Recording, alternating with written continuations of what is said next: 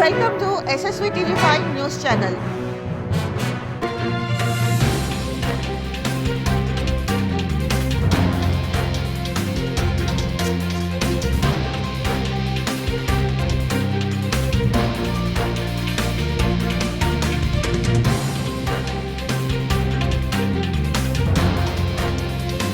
నమస్కారం. ఈరోజు రెండో రోజు మనందరూ పోరాటం చేసడానికి ఈరోజు ఇది శ్రీ గణేష్ దో మీ బస్తీదో వేరే బస్తీదో కాదు, పంచాయతీ యావత్ 8 వార్డుల ఉన్న వాళ్ళందరి పంచాయతీ ఇది. ఎందుకంటే నిన్న కూడా చూసి మీరు మళ్ళీ నామినేటెడ్ వ్యవస్థని కొనసాగిస్తున్నందుకు ప్రజలు గెలవాలి, ప్రజాస్వామ్యంలని ప్రజాస్వామ్య వ్యవస్థ తీసుకొచ్చింది డాక్టర్ బాబాసాహెబ్ అంబేద్కర్ గారు. ఇప్పుడు కూడా మన కంటోన్మెంట్ బోర్డు లిమిట్స్ ఉన్న వాళ్ళు ఆనాడు బ్రిటిష్ వాళ్ళ మీద గాంధీ గారు ఏదైతే పోరాటం చేశారో మనకు స్వతంత్రం కావాలని, ఈ రోజు మన కంటోన్మెంట్ మెర్జర్ మూవ్మెంట్ అని ఇదే కంటోన్మెంట్ బోర్డులో ఉన్న లీడర్ల మీద కేంద్ర ప్రభుత్వం మీద మళ్ళొకసారి ఇది మన స్వతంత్రం గురించి జరుగుతున్న పోరాటం. దీంట్లో అందరూ భాగస్వామ్యమై మనం అందరం విలీనం కావాలి, విలీనం తెచ్చుకోవాలనే విధంగా మీరందరూ సహకరిస్తున్నందుకు ఇక్కడ విచ్చేసి నిన్న వచ్చిన వాళ్ళు కావచ్చు, ఈ రోజు వచ్చిన వాళ్ళు కావచ్చు, వేదిక పైన కూడా ప్రతి ఒక్కరు వచ్చి ఇది విలీనం అయితేనే మన కంటోన్మెంట్ అన్ని విధాల అభివృద్ధి అవుతుందని నమ్మి విశ్వసించి అందరూ సహకరిస్తున్న వారికి ధన్యవాదాలు తెలుపుతూ, ఎన్నో సంవత్సరాల నుంచి సామాజిక సేవలతో పాటు ఒక సంఘాన్ని నడిపిస్తూ అపారమైన అనుభవం ఉన్న వ్యక్తి మన ఇట్క గోపన్న గారు. ఇట్క గోపన్న గారు కూడా ఈ రోజు వ్యవస్థల గురించి కొంచెం వివరణ ఇవ్వాలి. ఈ యొక్క ఉద్యమం ఎందుకు, ఈ యొక్క నిరాహార దీక్ష ఎందుకు చేస్తున్నాం, ఈ కంటోన్మెంట్ బోర్డు ద్వారా ఏం లాభం, జిహెచ్ఎంసీలో కలిపితే ఏం లాభమో నష్టం లాభం తెలిపియాలని మనసారా మిమ్మల్ని కోరుతున్నాను.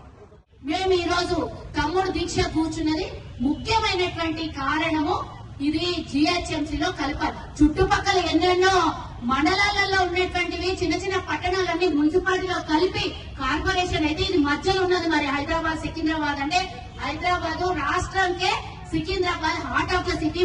అందులో కంటోన్మెంట్ లో ఎంతో మంది మరి ఎక్కడెక్కడి నుంచో వచ్చిన వాళ్ళు ఎంతో మంది వ్యాపార పరంగా ఉద్యోగ పరంగా వివిధ తరగతుల ప్రజలు ఇక్కడ నివాసం ఉంటారు. మరి అన్ని డెవలప్ అయితే చుట్టుపక్కల ఉన్నటువంటి పట్టణాలన్నీ డెవలప్ అయిపోయి హైదరాబాద్ లో జిహెచ్ఎంసీలో కలిస్తే ఇది ఒక్కటి మధ్యలో మనం ఏమంటాం పాకిస్తాన్ బార్డర్ లో కూర్చున్నట్ల హైదరాబాద్ నడిబొడ్డులు ఉన్నటువంటి ఈ నియోజకవర్గం ఏం పాపం చేసింది. మేము ఎన్నో రోజుల నుంచి అడుగుతున్నాం హైదరాబాద్ జిహెచ్ఎంసీలో విలీనం చేయమని.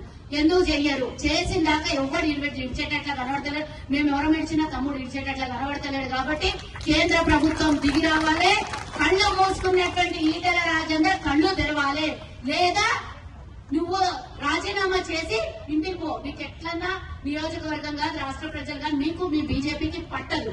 అందరు ఒక దిక్కుంటే మీరు ఒక దిక్కుంటారు.